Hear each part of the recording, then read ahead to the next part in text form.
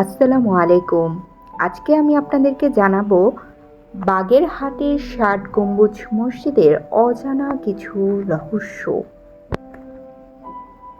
চলুন তাহলে দেরি না করে শুরু করি।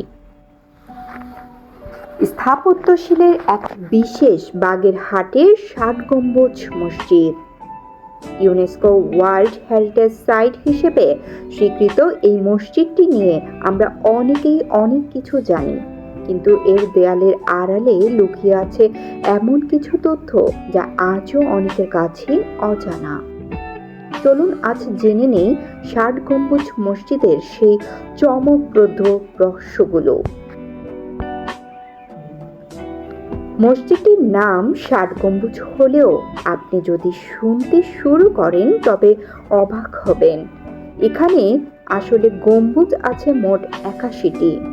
মসজিদের ছাদের ওপর বড় গম্বুজ আছে ৭৭টি এবং চার কোণার ৪টি মিনারের ওপরে আছে আরও ৪টি গম্বুজ। তাহলে কেন এর নাম হলো ৬০ গম্বুজ?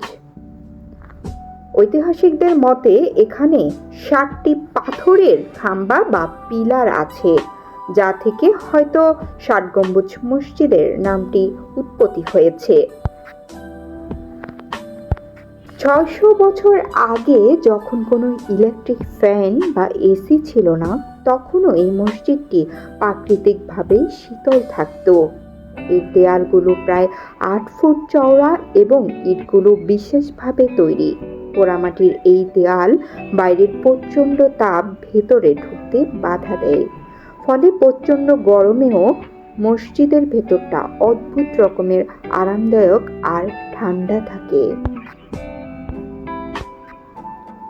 শোনা যায় এই মসজিদের ভেতরে একটি গোপন সুড়ঙ্গ ছিল, যা দিয়ে একসময় পীর খানজাহান আলী রহমতুল্লাহ প্রশাসনিক কাজ পরিচালনা করতেন। শুধু তাই নয়, এই বিশাল হলঘরটি কেবল ইবাদতের জন্য নয়, বরং জনকল্যাণমূলক কাজের জন্য এবং বিচারালয় হিসেবেও ব্যবহৃত হতো। এর প্রতিটি খিলান এমনভাবে তৈরি যে ইমামের কণ্ঠস্বর মাইক্রোফোন ছাড়াই পুরো চত্বর ছড়িয়ে পড়ত।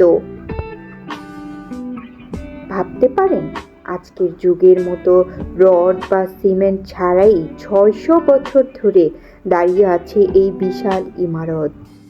সেই সময়ে চুন, সরকি এবং এক বিশেষ ধরনের আঠা দিয়ে এই শক্ত গাঁথুনি দেওয়া হয়েছিল, যা আজকের আধুনিক প্রযুক্তিকেও হার মানায়।